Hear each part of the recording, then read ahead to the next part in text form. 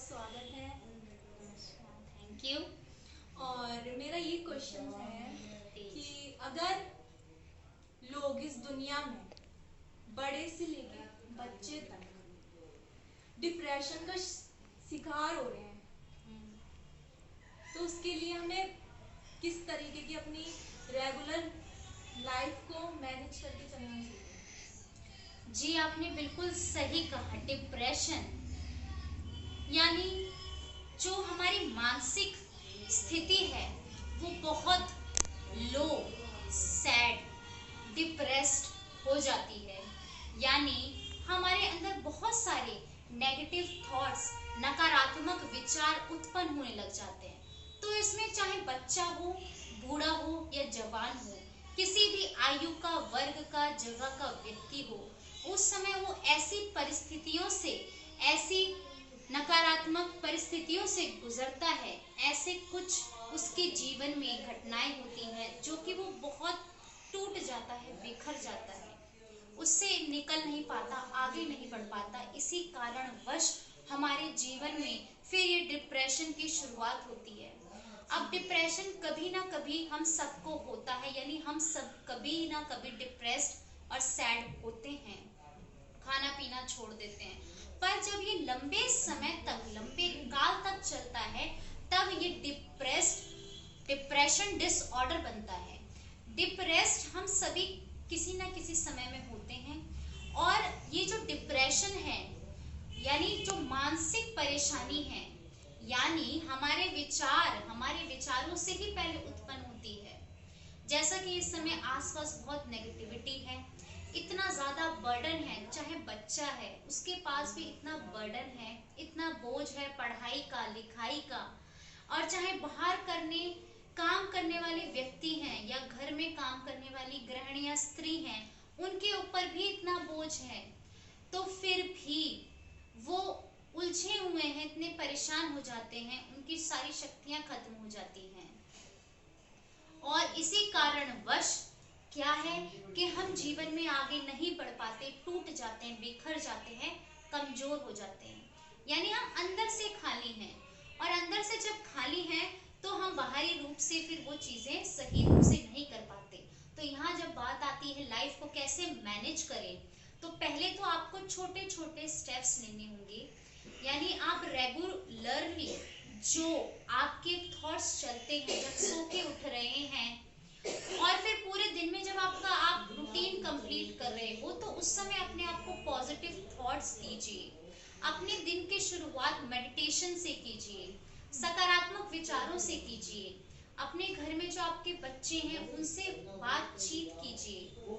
परिवारों में इस समय आपस में बातचीत नहीं होती, यही कारण है कि जो डिप्रेशन है बढ़ता जा रहा है। और जो फॉरेन कंट्रीज हैं वहां ये सबसे ज्यादा पाया जाता है। क्यों? क्योंकि जो वहाँ की फैमिलीज हैं उनको इंडिविजुअलिज्म सिखाया जाता है, यानी वो आपस में अपने इमोशंस की, फीलिंग्स की इतनी शेयरिंग नहीं करते। इसी कारणवश उनको किस प्रकार से, यानी वो फिजिकली तो दिखेंगे बाहर से स्ट्रॉन्ग, बाहरी रूटीन तो अच्छा बना रहे हैं, और साथ साथ आगे मॉडर्न बन रहे हैं, टेक्नोलॉजी एडवांस है, पर उनके व्यूज, जो इंटरनल फीलिंग्स, परेशानियां हैं, वो थॉट्स की प्रॉब्लम्स, वो एक दूसरे से शेयर नहीं कर रहे, और इसी कारणवश वो फिर डिप्रेशन में जा रहे हैं। तो यहाँ हमें शुरुआत अपने विचारों से करनी है। जैसे कि अब आपने कहा विचार, अब हम विचार पे आते हैं। हमें अपने विचार जो है वो पॉजिटिव कैसे बनाएं, उसको हम पॉजिटिव कैसे करें, क्योंकि इस दुनिया में रहकर हम ज्यादातर पॉजिटिव नहीं सोच सकते। तो इस बारे में आप हमें कुछ बताएं। जी, बिल्कुल आपने एकदम सही कहा, क्योंकि हर व्यक्ति चाहता है कि वो पॉजिटिव, सकारात्मक सोचे और वो सकारात्मक दिशा की ओर आगे बढ़े। लेकिन जैसा बताया गया कि अंदर से हम खाली हैं, अंदर से भरपूर नहीं हैं। इसी कारणवश हम पॉजिटिव थॉट्स को जनरेट चाहते हुए भी नहीं कर सकते, और उसके लिए समय निकाल के अगर पॉजिटिव थॉट्स जनरेट करते भी हैं तो भी होता क्या है, उसको अप्लाई नहीं कर पाते, क्योंकि वो शक्ति नहीं है। शक्ति खत्म हो चुकी है। उस शक्ति को आपको अपने अंदर लाना है, पैदा करना है और फिर उसके बाद उसको बढ़ाना है, जिससे जिससे कि हम अपने जीवन को फिर परिवर्तन कर सकें। तो जो ये सकारात्मक विचार या पॉजिटिव थॉट्स हैं, इसको हमें जो जनरेट करना है वो इसीलिए सबसे पहले जब दिन की शुरुआत होती है और उस समय डिवाइन से, गॉड से कनेक्शन करें, ताकि हमारे अंदर वो शक्ति भरे। जब हमारे अंदर वो शक्ति भरेगी तो फिर हम पॉजिटिव थॉट्स को जनरेट करके अपने जीवन में अप्लाई करें, वो इजी हो जाता है। तो उसका एप्लीकेशन इजीली करने के लिए जब सो के उठते हैं तो हमारा जो अवचेतन मन, सबकॉन्शियस माइंड है, वो उस समय एक्टिवेट रहता है। और वो उस समय एक्टिवेट रहता है तो इसी कारण हम अपने तेजी से जो भी परिवर्तन करना है थॉट्स में, अपने बिहेवियर में, तो वो कर पाते हैं। और जब हम इसी सकारात्मक चीजों की ओर अपना आगे बढ़ते रहते हैं तो फिर हमारे जीवन में चेंजेस होने चले आने शुरू हो जाते हैं। और इसके अंजलि जी कि आपने ये मालाएं पहनी है, क्या मैं इसके बारे में कुछ पूछ सकती हूँ आपसे कि ये किस एनर्जी ये वाइब्रेट करती है और ये किस तरह की माला है और इसका क्या है? जी, जैसा कि बताया हमने पॉजिटिव थॉट्स और पॉजिटिव एनर्जी, तो ये भी एक तरीके से आपकी पॉजिटिव एनर्जीज को बढ़ाने के लिए मददगार है। तो आप ये कहना चाह रहे हैं कि ये माला भी हमें पॉजिटिविटी दे सकती है? जी हाँ, बिल्कुल।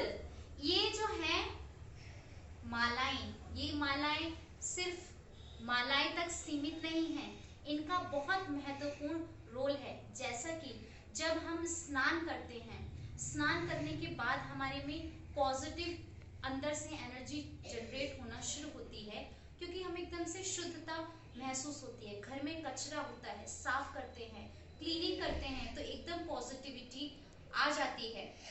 सफाई से ही नेचर में जाते हैं तो उससे पॉजिटिविटी आ जाती है। तो इसी प्रकार से जो क्रिस्टल्स होते हैं वो हमारे को पॉजिटिव एनर्जीज को बढ़ाने में मददगार हैं। और इसके साथ साथ कुछ क्रिस्टल्स ऐसे भी हैं जो नेगेटिव एनर्जीज से हमें प्रोटेक्ट भी रखते हैं। जैसे कि ये मैं बताऊं आपको, तो ये जो ब्लैक टर्मलिन है, ये हम अगर धारण करते हैं, पहनते हैं, तो इससे हम नेगेटिव एनर्जीज से अपने आप को सेफ रख पाते हैं। हमारे आसपास एक शील्ड बन जाती है और हमारी वो एनर्जीज नेगेटिव जो भी अगर आ रही है वो ग्राउंड हो जाती है।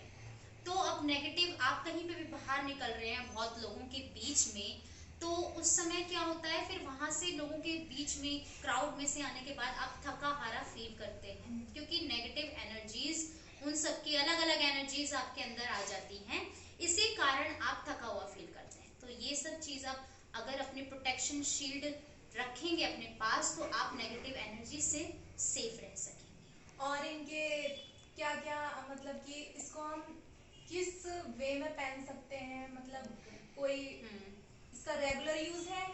जी, जैसा कि हर एक जो क्रिस्टल है उसका अपना अपना अलग अलग महत्व है। जैसी हमें परेशानी है, जैसी हमें दिक्कत है या जिस चीज का हमें सपोर्ट चाहिए, तो उसके अनुसार हम अलग अलग क्रिस्टल, चाहे माला हो, चाहे ब्रेसलेट हो या रॉ हो, वो अपने घर में इस्तेमाल और अपने शरीर में पहनने के लिए इस्तेमाल हम कर सकते हैं।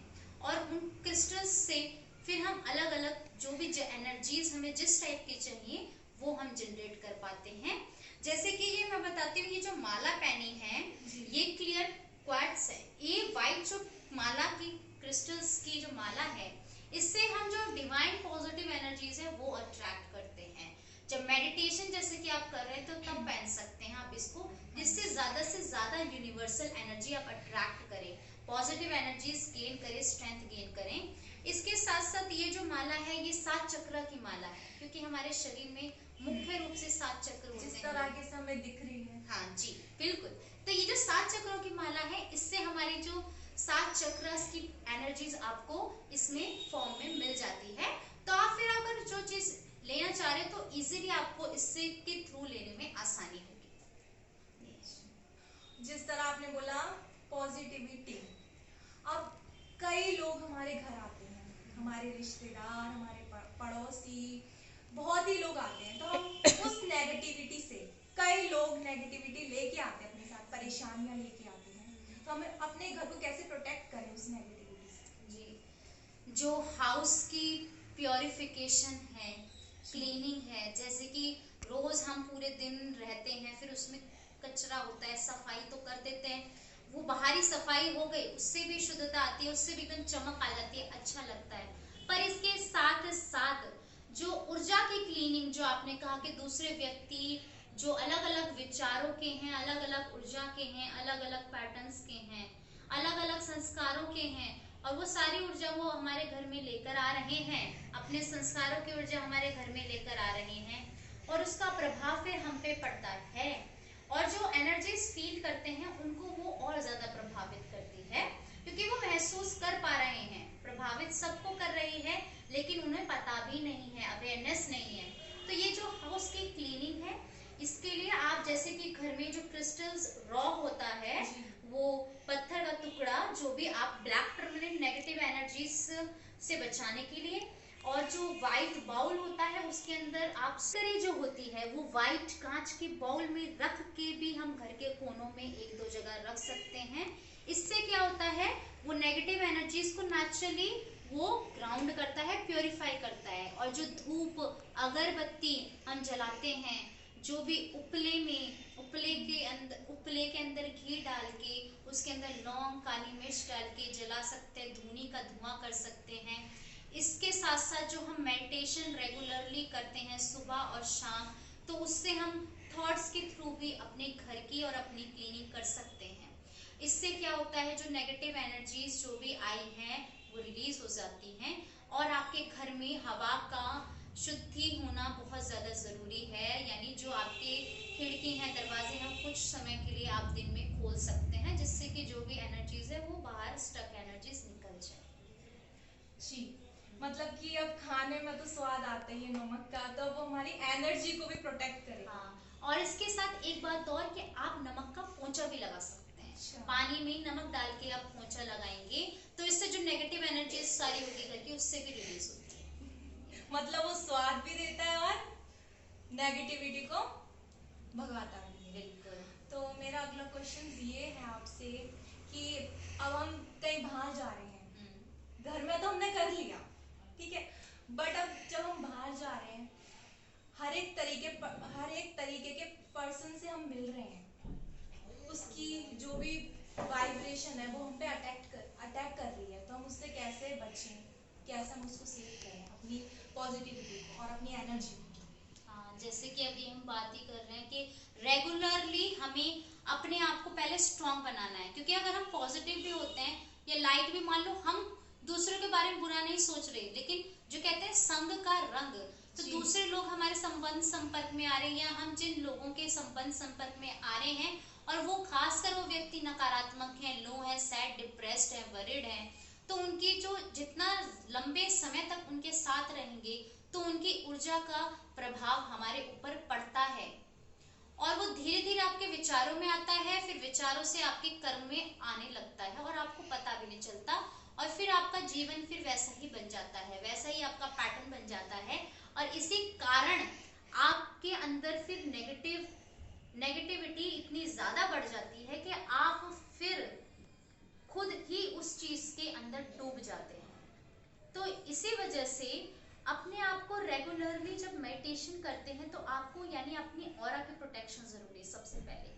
क्योंकि हम माने या ना माने, जाने या ना जाने, समझे या ना समझे, पर हमारा जो ऑरा और हमारे ऑरे की जो एनर्जीज और वाइब्रेशंस हैं, वो जो भी संबंध संपर्क में आने वाला व्यक्ति है उसके साथ प्रभावित जरूर होता है। तो अपने को पावरफुल थॉट्स देके, पॉजिटिव अफर्मेशंस देके हम अपनी शील्ड और प्रोटेक्शन बना सकते हैं। इसके साथ साथ ये जो क्रिस्टल्स का इस्तेमाल करके भी अपने आप को प्रोटेक्ट रख सकते हैं।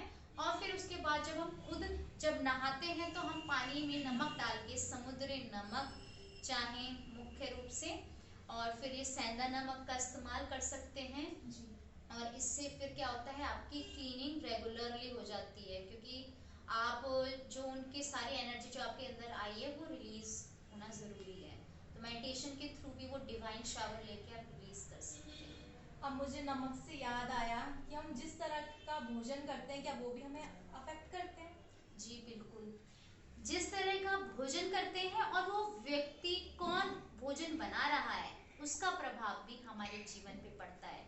तो जो हम भोजन कर रहे हैं किस प्रकार का है, जैसे कि भगवत गीता में भी वर्णन है कि भोजन की भी प्रवृत्तियां होती हैं। जिस प्रकार से आत्मा व्यक्ति की प्रवृत्ति होती है तो भोजन भी सात्विक, तामसिक, राजसिक माना जाता है। तो सात्विक फूड सबसे ज्यादा बेस्ट होता है। सात्विक फूड में जो डेयरी के प्रोडक्ट्स हैं, फल फूल, ये ग्रीन वेजिटेबल्स, ये सब सात्विक खाने में आते हैं। तो जब इनको हम ग्रहण करते हैं तो हमारा मन सदैव शांत रहता है, शुद्ध रहता है। इसी वजह से हम जब व्रत रखते हैं तो कहा जाता है कि आप फल ज्यादा खाइए। इससे क्या होता है, और आप देखेंगे व्रत के दौरान क्यों हमारा मन शांत रहता है, क्योंकि यही चीजें हम ज्यादा सात्विक फूड ले रहे हैं, सात्विक फूड ग्रहण कर रहे हैं। तो तामसिक फूड जो आता है बहुत तीखा चटपटा, इससे हमारे जीभ को तो मजा मिलता है, बच्चों को और कुछ बड़ों को भी बहुत इंटरेस्ट होता है इसे खाने में। बिल्कुल, तो ये चटपटी चीज हमारे जीभ को तो पसंद आती है, लेकिन इससे भी हमारे जो गुण हैं, सात्विक गुण, वो खत्म होते जाते हैं और हमारा मन डिस्टर्ब रहता है। उस समय के लिए लगेगा कि हमें ये एकदम से एक्टिवेट कर देते हैं, एनर्जी देते हैं, एकदम से बहुत एक्टिव हो जाते हैं, लेकिन ऐसा नहीं होता। आंतरिक रूप से ये हमें बैलेंस नहीं कर रहा, स्टेबल नहीं बना रहा, पर ये हमारी स्थिति को, माइंड को धीरे धीरे करते हुए बिगाड़ता है। और फिर राजसिक फूड जो नॉन वेज है, जिसे हम सबसे प्रोटीन माना जाता है, दुनिया में मानते हैं कि डॉक्टर्स लोग कहेंगे कि वो खाइए, लेकिन इससे भी ज्यादा नेचुरल जो हमारी चीजें नेचर से डायरेक्ट जो मिली हुई हैं, उससे बहुत सारे प्रोटीन, विटामिन, मिनरल मिल जाते हैं। अगर उनका हम इस्तेमाल करें, उनको हम खाएं, तो हमारे अंदर सात्विकता, शुद्धता, पवित्रता विचारों में आती है, और विचारों में आती है, हमारे जीवन में आती है, तो हमारा जीवन भी परिवर्तन हो जाता है। और किस विचारों से वो भोजन बनाया जा रहा है, जो आपके घर में भोजन बनाता है, उसके विचार बहुत शुद्ध होने चाहिए, पवित्र और श्रेष्ठ होने चाहिए, दूसरों की उन्नति वाले होने चाहिए। और बाहरी जो भोजन खाते हैं उनका पैसे कमाने का विचार ज्यादा रहता है, तो इसी वजह से वो फिर आपके अंदर फिर पहुंचता है अगर आप वो ज्यादा खाते हैं, और फिर ऑटोमेटिकली फिर आपके अंदर वैसे ही विचार उत्पन्न होते हैं। इसी वजह से परिवार टूट रहे हैं, बिखर रहे हैं, और बच्चे अपने घरों में ज्यादा नहीं रहना चाहते पैसे कमाने को। हेल्थ प्रॉब्लम भी बहुत आती है। बिल्कुल, हेल्थ प्रॉब्लम, बिल्कुल, क्योंकि वो सात्विक फूड नहीं खा रहे हैं और सकारात्मक श्रेष्ठ विचारों से बना भोजन नहीं खा रहे हैं। इसी वजह से उनके अंदर बहुत सारी हेल्थ प्रॉब्लम्स इस समय जो हम देखते हैं होती है। जी, अब मैं आपसे क्वेश्चंस पूछना चाहती हूँ, हम अपने माइंड को कैसे डाइवर्ट करें किसी भी चीज में, मतलब कैसे कंसंट्रेशन बढ़ाएं, हैं? तो हमारा जो माइंड है वैसे इधर उधर जैसे भटकता रहता है। जब बहुत चीजों में कंसंट्रेशन करना चाहते हैं, चीजों पे, काम पे, पढ़ाई पे, वर्क पे, हाउस होल्ड कोर्स पे, नहीं कर पाते चाहते हुए भी। वही, क्योंकि हमारे पीछे में कुछ हमारी स्मृतियां ऐसी रही हैं जो हमारे को डिस्टर्ब कर देती हैं। तो वो स्मृतियां हैं, उन स्मृतियों में ही हम उलझे रह जाते हैं, उस स्मृतियों के जंजाल में ही फंसे रह जाते हैं। तो वो स्मृतियां जो हैं उनको हम क्लियर करेंगे, क्लियर करके फिर हमारा जो फोकस, क्योंकि जब इतना कचरा भरा रहेगा घर में तो वो साफ सफाई नहीं होगी, तो हम बोलेंगे ये सामान निकाल के लाओ, सारा कबाड़ फैला हुआ है, दिखाई नहीं देगा, कहाँ से निकालेंगे, तो वो सफाई जरूरी है। इसी प्रकार से हमारे माइंड की, हमारे थॉट्स की, हमारे मन की शुद्धि जरूरी है। वो स्मृतियां जो हमें डिस्टर्ब कर रही हैं, हमें प्रॉब्लम दे चुकी हैं, जो पहले भी बार बार सोच के भी उसकी प्रॉब्लम हम इस समय भी ले रहे हैं, और इसी वजह से हमारा कंसंट्रेशन, अटेंशन नहीं है, तो वो क्लियरेंस चाहिए। क्लियरेंस करके फिर हम उसको आगे बढ़ सकते हैं, कंसंट्रेशन, अटेंशन बढ़ा सकते हैं। जी, अब मैंने देखा है लोग अपनी मनोकामना, अपनी विशेष को मानने के लिए मंदिरों मस्जिदों, जो भी उनका धर्म है, वो उसको मानने के लिए उनकी बहुत ही पूजा करते हैं, बहुत ही ज्यादा मेहनत करते हैं उस पे, फिर भी वो हमें नहीं मिलती, तो उसका क्या कारण हो सकता है, ये बताइए। जैसा कि हम चाहे थॉट्स के थ्रू माने अपनी चीजों को, मांगे भगवान से, घर बैठे मांगे, चाहे मंदिर, मस्जिद, गुरुद्वारा, चर्च, जिस किसी भी जो धर्म के अपने अपने स्थान है वहां जाएं, भगवान के थ्रू हम उस चीज को पाना चाहें, उसके लिए लगे। तो यहाँ पे सिर्फ मांगने से नहीं होता, करने से प्राप्त होता है, क्योंकि हम क्या है, कर्म करने वाले व्यक्ति हैं, हम इस देह के अंदर है, तो हमें कर्म करना है। सिर्फ बैठे रहेंगे और मांगेंगे, उससे हमें किसी चीज की प्राप्ति हो जाए तो वो नहीं होगी। एक तो हमें बाहरी कर्म करना है, इसके साथ साथ हमारे विचारों का भी कर्म हमें चेक करना है। तो जो भी चीज हमें चाहिए लाइफ में, उसके लिए हमें पहले फोकस जब हमारी बढ़ेगी, अटेंशन बढ़ेगी, कंसंट्रेशन बढ़ेगा, तो वो उसके लिए एक थॉट लगातार देना पड़ता है। उस थॉट की जितनी ज्यादा फ्रीक्वेंसी परसेंटेज हाई होगी, जितना ज्यादा उस थॉट में पावर होगी, जितना ज्यादा उस थॉट के साथ आप इमोशन जोड़ोगे, यानी उसको फील करोगे, क्योंकि थॉट के साथ साथ हमारे वो इमोशंस लिंक्ड होते हैं, तो उसकी फ्रीक्वेंसी पावर और ज्यादा बढ़ जाती है, और फिर उसका रिजल्ट ये होता है कि वो जल्दी मैनिफेस्ट होता है, पूरा होता है। तो जो भी इच्छा, जैसे कई बार हम मंदिर जाते हैं, कोई व्यक्ति एक बार गया, उसने इच्छा मांगी, वो पूरी हो गई जल्दी से। किसी व्यक्ति की इतना इतना मांग रहे नहीं होती। तो इसके पीछे के ना बहुत सारे कारण हैं। जैसे कि अब किसी व्यक्ति की एक बार में पूरी हो गई, क्योंकि जैसे भी हम मंदिर, मस्जिद, गुरुद्वारा, ये धर्म स्थलों पे जाते हैं, वहाँ जो पॉजिटिव वाइब्रेशंस हैं वो भी हमें मदद करती हैं हमारी चीजों को जल्दी से पूरा करने के लिए, मैनिफेस्ट करने के लिए, क्योंकि उनकी फ्रीक्वेंसी हायर है। परसेंटेज फिर हमारा जो विचार उत्पन्न होगा उसका तेजी से बढ़ जाएगा। इसके साथ साथ जिन व्यक्तियों का पूरा होता है तो उनकी भी पावर है, और वो डिवाइन जो वाइब्रेशंस वहां मंदिर, मस्जिद, गुरुद्वारे इत्यादि में मौजूद है, वो भी मदद करती हैं।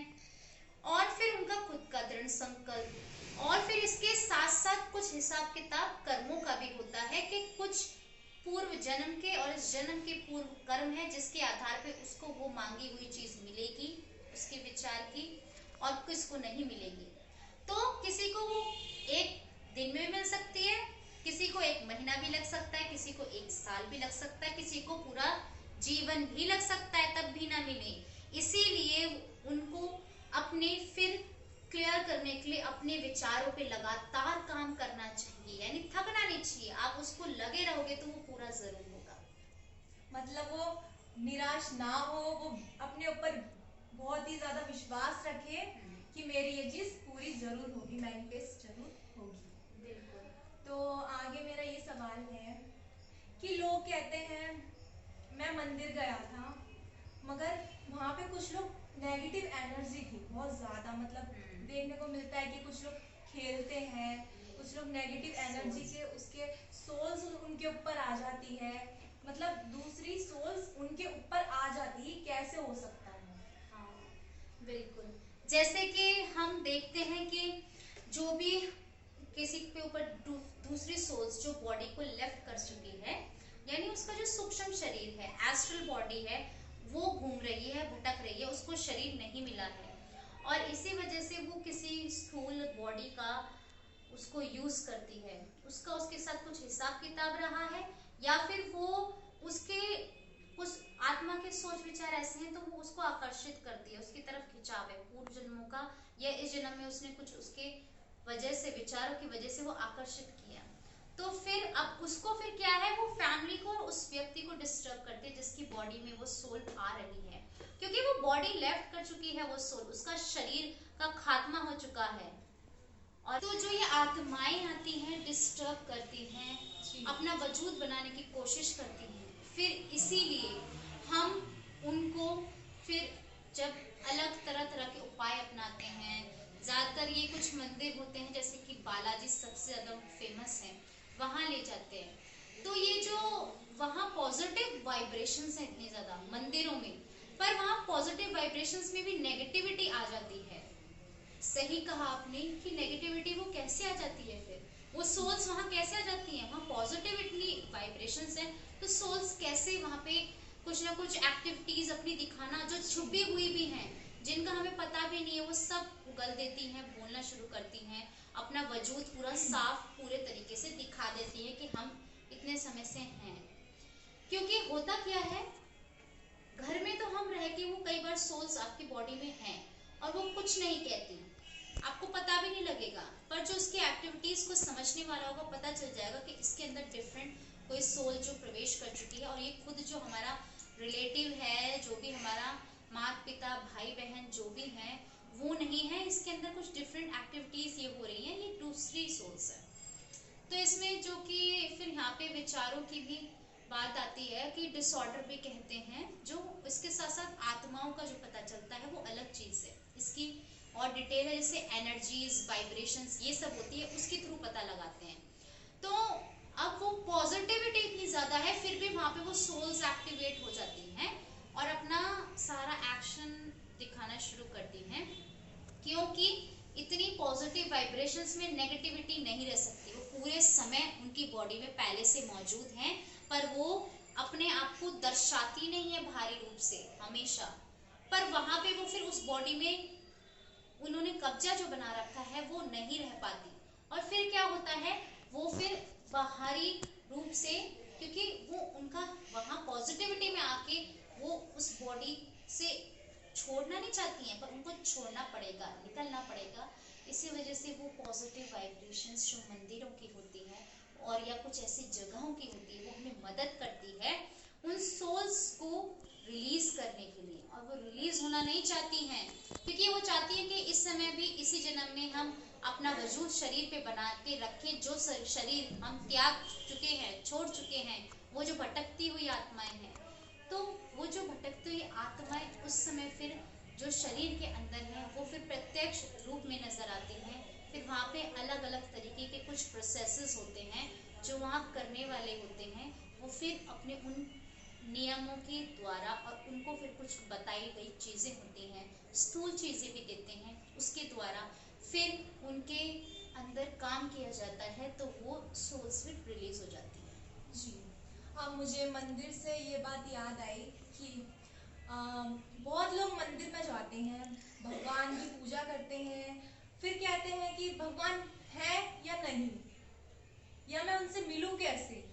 ये बहुत ही लोगों के क्वेश्चंस हैं, ये पर्सनली मेरा भी क्वेश्चन है, और मैं आपसे पूछना चाहती हूँ, भगवान होते हैं या नहीं होते, मगर होते हैं तो हमें दिखते क्यों नहीं है, और हम उनसे मिले कैसे, ये आप बताइए। बिल्कुल, तो ये कहते हैं लोग, ये आपने क्वेश्चन एकदम सही कहा, क्योंकि बहुत लोगों का क्वेश्चन होता है कि मैं भगवान से कैसे मिलूं, उससे कैसे जुड़ूं, है ना, मैं कैसे मिल सकता हूँ। तो इसी वजह से हम दर दर भटकते हैं, जगह अनेक अनेक जगहों पे जाते हैं, भगवान की वो कुछ स्मृतियां तो मिलती हैं, शांति का अनुभव होता है कुछ समय के लिए, सदा के लिए नहीं हो पाता।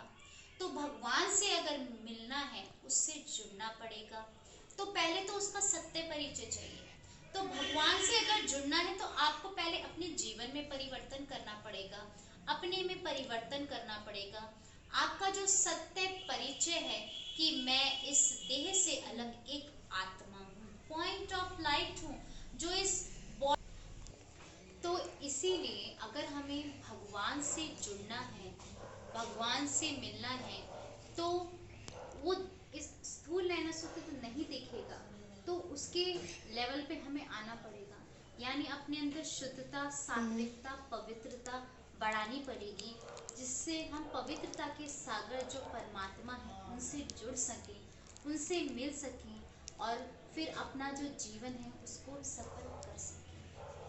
जी, अब इसी के बाद हम अंजलि जी का बहुत बहुत थैंक यू कहना चाहते हैं, क्योंकि इन्होंने हमारे बहुत सारे क्वेश्चंस का, बहुत सारे जो भी हमारे माइंड में बहुत सारे जितने भी क्वेश्चंस थे उन सबका इन्होंने बहुत ही अच्छा, प्यारा, सुंदर जवाब दिया, उसके लिए हम आपका शुक्रिया करना चाहते हैं। और गाइस, इससे लगता है कि आपको भी कुछ जानने को मिला होगा, जो भी आपका क्वेश्चन है वो आप अंजलि राजपूत जी से पूछ सकते हैं, और इसके लिए हमें आपसे कैसे कनेक्ट होना पड़ेगा अंजलि जी?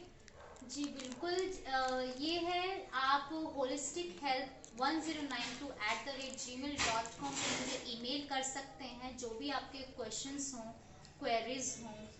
और फिर इसके साथ साथ आप जो भी हम कोर्सेज कराते हैं, मैं जैसे कि रेकी हीलिंग सिखाती हूँ, सोल हीलिंग सिखाती हूँ, कोर्सेज कराती हूँ, और इसके साथ सेशंस भी लेती हूँ, काउंसलिंग, कंसल्टेंसी, और इसके साथ साथ recce healing, Akashic record reading भी करती हूँ, स्पिरिचुअल काउंसलिंग भी करती हूँ।